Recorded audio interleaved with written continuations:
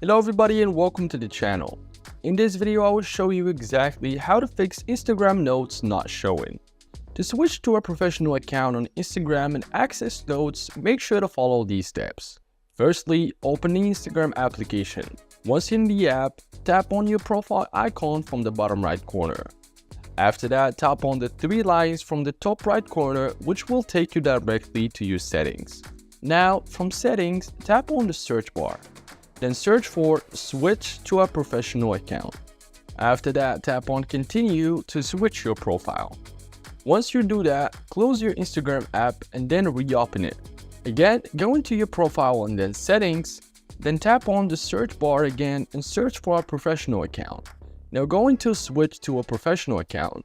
Tap on continue and then select what describes you the best. Choose the artist option from here. You can turn on the display on the profile badge. Let the creator badge be on and tap on continue. Then go back to settings and go into creator tools and controls. Again, tap on switch account type. Now choose to switch to a professional account. Then go into your direct messages and you will be able to see your notes here. And that's pretty much the process. If you guys enjoyed this video, make sure to give it a like and share your comments or questions down below.